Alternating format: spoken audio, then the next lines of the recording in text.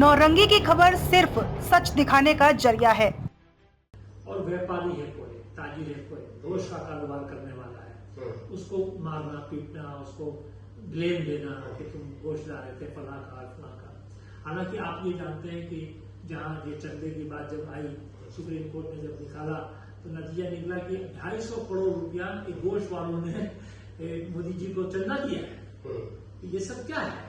जो स्थिति खाने में कुछ और अंदर कुछ। छपरा में स्थिति जो ये व्यक्ति मारा गया, चुनाव आयोग चुप है, पूरे 5 चरण का चुनाव हो गया, चुनाव आयोग गंभीर नहीं दिख रहा है, कहीं कोई चुनाव आयोग के द्वारा कोई बड़ी कार्रवाई नहीं देखी जा रही है।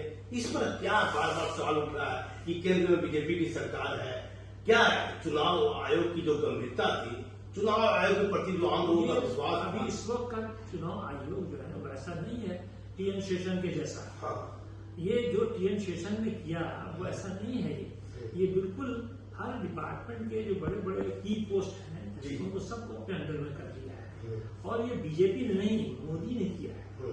मोदी और अमित शाह के लिए घातक है हिंदुस्तान के लिए, नुकसानदेह है हिंदुस्तान के लिए, यहाँ की गंगा जमनी तहजीब के लिए नुकसानदेह है, मुल्क के लिए नुकसानदेह है। देखिए बड़ा खुलासा कर दिया अली सज्जाद साहब ने, पूरे हिंदुस्तान के लिए नरेंद्र मोदी और अमित शाह नुकसानदायक है।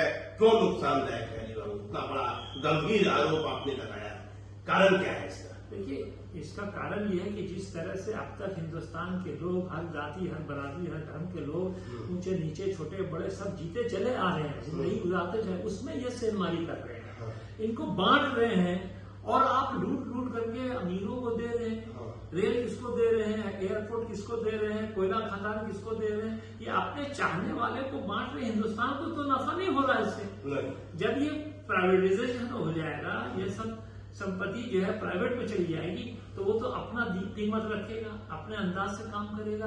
तो ये तो हिंदुस्तान की आवाम के लिए भी फायदेमंद नहीं है, ये तो हिंदुस्तान का नुकसान कर रहे हैं। इसमें मुसलमान कितना 20% है, 80% का आप नुकसान कर रहे हैं। तो आपके ये नुकसान करने से हिंदुस्तान का नुकसान होगा। और जो आप कह रहे हैं कि हम हिंदुस्तान को आगे ले जाएंगे और गुरु बनाएंगे सारे देश में, क्या किसी भी देश के प्रधानमंत्री को इस तरह का काम करना चाहिए? नहीं, कोई नहीं। आम जनता के प्रति देखिए आप जब ओहदे पर आ जाते हैं, जब किसी कुर्सी पर बैठ जाते हैं, तो फिर आप पक्षपात खत्म हो जाता है, वो एकदम न्यूट्रल आदमी हो जाता है। और उसके सामने हर जात और धर्म जो भी मेरा हिंदुस्तानी है, नागरिक है, उसकी हम सुरक्षा, उसके तालीम और उसकी जो है पढ़ाई, उसके घर मकान, उसके सड़क रोजगार, सबकी फिक्र आपको करनी है। ये नहीं किसी एक को हम पहलवान बना दें। सब औलाद एक बाप की सब औलाद है, सबको बेहतर तालीम देना है कि हम एक को चाह रहे हैं दूसरे को छोड़ रहे हैं, तो ऐसे नहीं चलता है, ये देश नहीं चल पाएगा। फिर मेरा सवाल, सारे व्यक्ति की मौत हो जाती है, हिंसा हो रही है, इस पर चुनाव आयोग कोई एक्शन नहीं दे रहा है। 48 घंटे बीत गए, कल चुनाव समाप्त हो गया, आज 21 तारीख खत्म हो गई, पूरा मंगलवार का दिन निकल गया, रात के 9 बज रहे हैं, क्या कहिएगा इस पर अली लोग? हाँ, इस पर यह है कि भाई है क्या कि ये सब जितने जो है ना वो आपके काठ के उल्लू है, काठ के उल्लू, यानी वो हरकत नहीं करेगा। वो किसी ने उसको बना दिया है, उस पर खड़ा कर दिया है, अब बगैर वहां से जब तक इजाजत नहीं होगा कुछ नहीं करेगा। तो वो अपने अख्तियार में नहीं है। ये जो आपका इलेक्शन कमिश्नर है, ये अपने खुद के पावर में नहीं है, इसके ऊपर कोई हुकूमत कर रहा है, इसके ऊपर कोई रूल, आप समझे, ये आजाद व्यवस्था है नहीं, ये कंट्रोल में है किसी के। वो प्राइम मिनिस्टर, चुनाव आयोग किसी के कंट्रोल, हाँ कंट्रोल में है। अगर ऐसा नहीं जाकर भी कुछ नहीं करता, नहीं कुछ कर सकता है, वो सब उसके आदेश के अधीन है। जब तक सरकार नहीं चाहेगी ये कुछ नहीं करेगा। देखिए अली बाबू की बातों में कई सच्चाई है, हर आम व्यक्ति ये बात कर रहा है कि चुनाव आयोग इतना सुस्त क्यों है, इतनी हिंसा हो गई। वहां डॉक्टर गौरव मंगला एसपी है, हरियाणा के रहने वाले आईपीएस पदाधिकारी हैं, अब पहले भी उन पर गंभीर आरोप लगा, नवादा में अपने ही पुलिसकर्मी को उन्होंने हाजत में बंद कर दिया था। तो आखिर ये चुनाव आयोग क्यों चुप है इन मामलों में? फिर मैं आ जाता हूं, एक दूसरा मामला है कि भागलपुर से कौन जीत रहा है, खगड़िया से कौन जीत रहा है, बांका से कौन जीत रहा है, मुंगेर से कौन जीत रहा है, और पूरे देश की क्या स्थिति रहेगी? देखिए देश दूसरा को नहीं बनाना, पूरे देश की क्या स्थिति है भागलपुर की, पहले बताइए कि अजीत शर्मा इस तरह से और अजय मंडल है भागलपुर में, तो हमने पहले भी कहा था कि आसानी से आराम से अजीत शर्मा यहाँ से जीतेंगे। कितने वोट से लमसम जीतेंगे लोग? वोट का अंदाजा हम कैसे लगाएं अभी, यानी कांग्रेस के प्रति लोगों का रुझान देखा रहा है, ऐसा तो हाँ पूरे देश की ये स्थिति है। एक तो ये है ना कि एक नेता ने भी बोला है, बीजेपी के नेता ने, कि 80% हमारी आबादी है और उसमें से सिर्फ 20% वोट पड़ रहा है, और जो 20% लोग हैं मुस्लिम के बारे में कहा, वो 80% वोट कर रहे हैं। वोट उनका ज्यादा हो रहा है और आप वोट दे नहीं रहे हैं, तो नतीजा ये है कि आपकी सीट आधी हो रही है। यानी ये बीजेपी की सीट जो है 303 से वो 150 का टिक जाएगी। मतलब वो हवा नहीं है नरेंद्र मोदी, नहीं है वो कहाँ तक लग रहा है? 150 सीट हमारी जो है ये बीजेपी की, और 200 सीट एनडीए। तो एक बड़ा खुलासा किया हजरत साहब ने, कहा एनडीए की 200 सीट और बीजेपी की 150 सीट, ये 400 का नारा क्या बीजेपी के नेताओं के लिए क्या कारण हो जाएगा? 400 आएगा, 400 हाँ, ये तो 405 गलत है। हाँ? ये जब ये नारा आपको दे रहे हैं? पहली बार जीते या दूसरी बार जीते, उस वक्त ये जो नारा दिया था वो अचीव कर रहे हैं, क्योंकि उस वक्त ये तानाशाही है, पहले ही अपने आप में अनाउंस कर दिया। ये तो इसमें देखिए एक महक आती है हाँ। कि आपने कुछ सेटिंग किया है, हाँ। या आपने कुछ ऐसी मशीनों को रखा है हाँ। स्टोर रूम में कि वही गिनती कराएंगे, तभी आप ऐसा बोल सकते हैं। नहीं, कल का तो एक मिनट का खबर किसी को नहीं है जी जी। और पूरे हिंदुस्तान की खबर आपको कहां से हो गई हाँ। कि हमको इतना वोट आ रहा है। ये तो इस पर चुनाव आयोग को रोक लगाना चाहिए था। हाँ, क्या आप कैसे बोल रहे हैं? हाँ। ये चुनाव आयोग क्यों चुप है? क्या हो गया देश को? क्या हो गया देश के नियम कानून को? क्या हो जैसे गया? आपने एग्जिट पोल बंद किया, इसको बंद करना चाहिए कि आप ऐसा क्यों बोल रहे हैं। इसके मतलब है कि शक किया जाएगा इलेक्शन कमिश्नर पर कि आपने लगता है कुछ सेट कर दिया कि 400 बोल रहे हैं और आप ही को मालूम है 400, किसी को नहीं मालूम है। लेकिन कहीं से भी नहीं लग रहा है, जो वोट पड़ रहा है कहीं से भी पता नहीं चल रहा है कि 400 पार करेगा। खुद आपके जो है प्रशांत किशोर ने कह दिया है कि जितना ये बोल रहे हैं उतना सीट नहीं ला रहे हैं। हेलो, क्या स्थिति रहेगी अजीत शर्मा और अजय मंडल में? क्या लग रहा है? और कांग्रेस के प्रति लोगों का यहाँ से आराम से कांग्रेस जीतेगी भागलपुर से।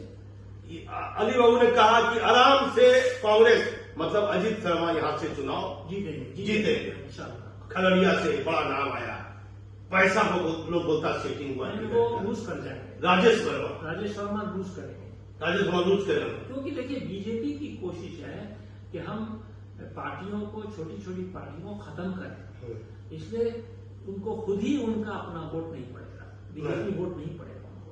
राजेश वर्मा, हाँ, कि राजेश वर्मा को भागलपुर से है, युवा आदमी है। सिर्फ राजेश वर्मा नहीं, पूरी आपके चिराग पासवान की जो 5 सीटें, 5 हारेंगे वो।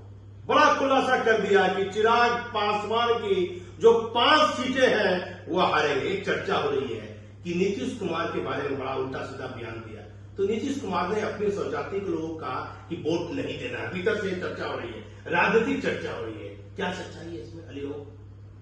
वोट नहीं देना, इसको नहीं देना, मतलब इसको चिराग पासवान को 5 सीट पर कुर्मी जाति के लोग। चिराग पासवान ने पिछले बार इलेक्शन में, विधानसभा का इलेक्शन जब हुआ था तो बहुत नुकसान पहुंचाया था नीतीश जी को, तो अब ये उनका समय आया बदला लेने का, तो बदला लेंगे। मानते हैं कि नीतीश कुमार अपने लोगों को या अपनी जात के लोगों को ये बात मैसेज किया होगा कि उसको हराना है, विधानसभा पासवान की टीम को हराना है। तो अच्छा ये बताइए, भागलपुर से मामला जुड़ा है, राजेश वर्मा है, उसके भाई ने हाथ फायरिंग भी कर दी, बड़ा विवाद में रहे, कई गंभीर आरोप लगा और ये चर्चा होने लगी कि पैसा पर टिकट लिया है। तो आपने देखा नहीं कि जितने उसके खुद ही उनके कार्यकर्ता, आपके चिराग पासवान के जो पार्टी है, उस पार्टी के लोगों ने इस्तीफा दिया। हाँ, अबू केसर साहब बहुत सारे लोगों ने इस्तीफा दिया, सिर्फ इसलिए कि आपने पैसा लेकर के बाहरी कैंडिडेट को टिकट दिया, हमको नहीं दिया। हम जो चुनाव आयोग को जांच क्यों नहीं करनी चाहिए? पैसा लेने की चर्चा हो रही है, ये हो रही है, फिर एक कानून जा रहा है चुनाव आयोग का, क्या ठीक है, लेकिन चोरी को नहीं रोक पा रहे। भागलपुर की सीट आप कह रहे हैं कि अजीत शर्मा, खगड़िया के बारे में, राजेश वर्मा के बारे में, यहां से गए खगड़िया चुनाव लड़ने के लिए, क्या वहां से कौन जीते? संजय कुशवाहा जी है वहां से। ये इनका तो चांस नहीं है, राजेश वर्मा का चांस नहीं है, क्योंकि पैसे पर नहीं होता है सब कुछ, और बहुत सारे उनके खुद कार्यकर्ता नाराज हैं। चिराग पासवान से नाराज। क्या राजेश वर्मा को यहाँ से वहाँ से टिकट लेनी चाहिए? भागलपुर से ले लेते, अभी तो कुछ महीने बाद विधानसभा है, या वो एमएलसी में चले आते, एमएलसी कोटे से।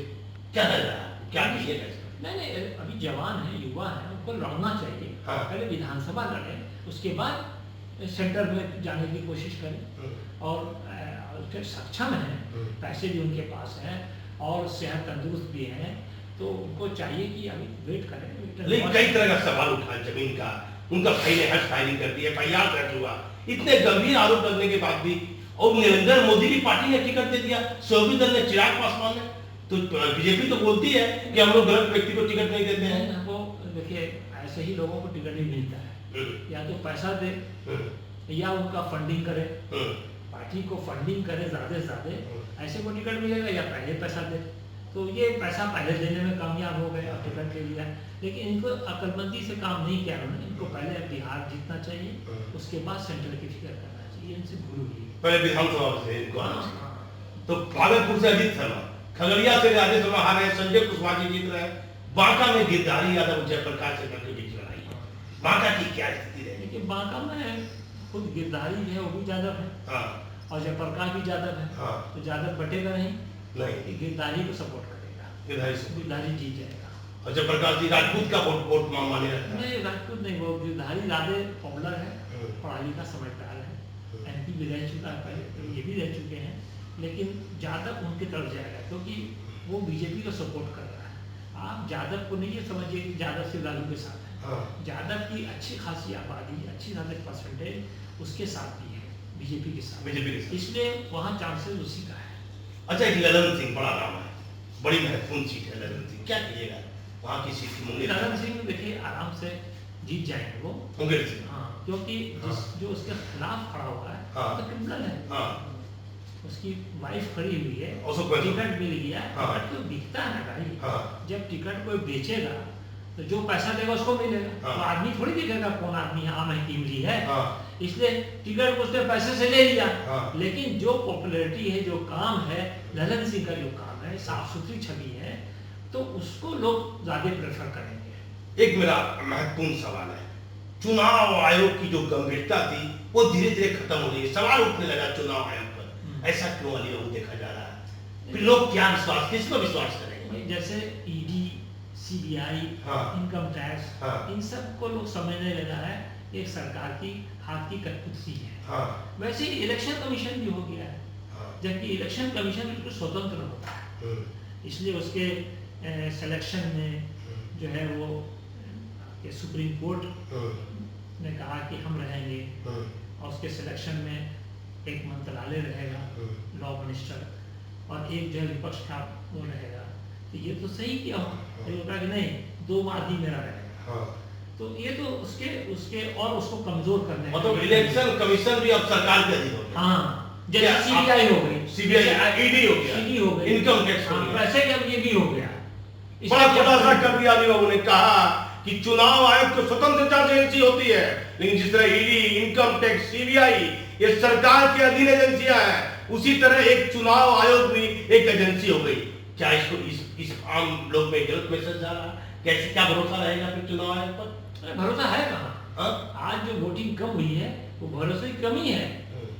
आप जो पढ़ा लिखा तबका है, समझदार तबका है, वो वोट ही नहीं कर रहा है कि भाई वोट तो मेरा बेकार जाएगा, निकलेगा कुछ, डालेंगे कुछ, फिर उसके बाद धांधली होगी, तो हम क्या करोगे? सब में पढ़ने की जो बनेगी देखा जाएगा। विकास को मुद्दा नहीं बनाया जाता, धर्म को मुद्दा बनाया जाता, मंदिर को मुद्दा बनाया जाता, ये लोगों की क्या मानसिकता होगी? हाँ भाई, इलेक्शन जो होता है वो इसीलिए होता है कि भाई आवाम को जो परेशानी है, जो दिक्कत है, जो जरूरत है, उसको एक ये मंत्री या एक एमएलए, एक एमपी, वो वहाँ की जरूरत को पूरा करे सरकार के थ्रू।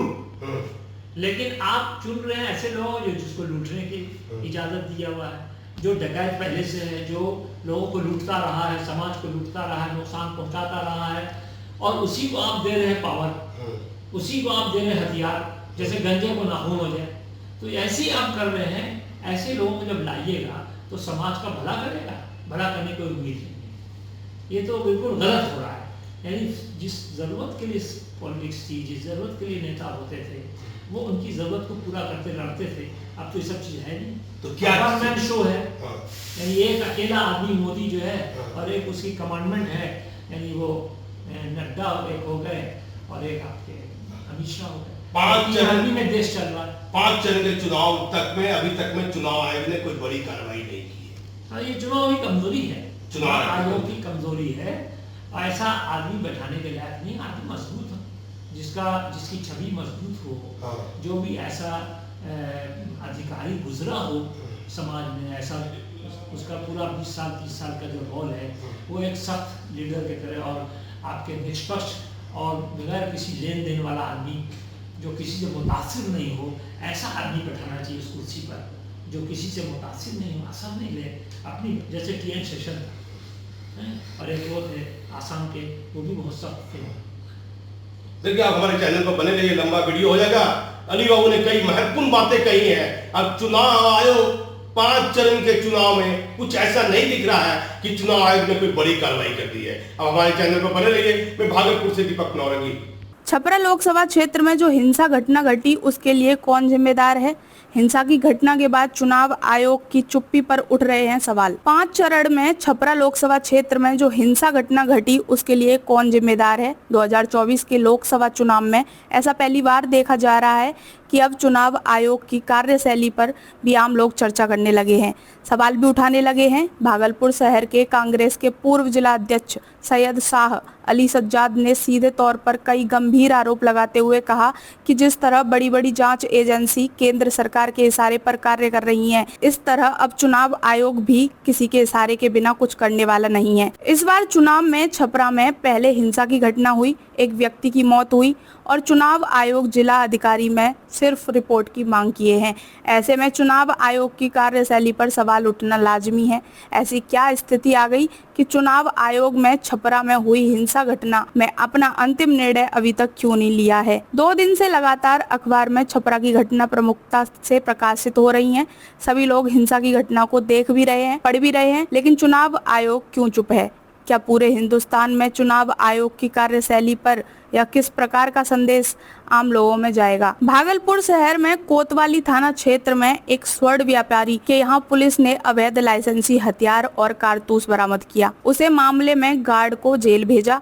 गंभीर आरोप इस मामले में पुलिस की कार्यशैली पर लगे क्योंकि इस परिवार के एक व्यक्ति ने शहर में हर्ष फायरिंग की। उसे मामले में भी प्राथमिक की दर्ज हुई, लेकिन चुनाव के समय में इस दोनों मामले में पुलिस ने क्या किया यह किसी से छिपा नहीं है। लेकिन चुनाव आयोग सहित बड़ी बड़ी जांच एजेंसी को भागलपुर के सोनापट्टी के स्वर्ण व्यापारी क्या अवैध हथियार और कारतूस के मामले में प्राथमिकी जो दर्ज हुई है और दूसरी हर्ष फायरिंग की घटना में जो पुलिस ने अपना सुपरविजन रिपोर्ट दिया है, जांच एजेंसी उन दोनों मामले की सुपरविजन रिपोर्ट का तो अध्ययन करे, जिससे बड़ी बड़ी जांच एजेंसी को यह मालूम होगा कि एक आम व्यक्ति पर पुलिस किस तरह से अनुसंधान करती है और एक प्रभावशाली व्यक्ति को बचाने के लिए किस तरह का सुपरविजन रिपोर्ट पुलिस ने दिया है। कई वर्षों पूर्व नमक के दरोगा की किताब में प्रेमचंद ने लिखा था, न्याय और नीति सब लक्ष्मी के ही खिलौने हैं, वह जैसा चाहती है वैसा नचाती है। पूरे देश की न्याय व्यवस्था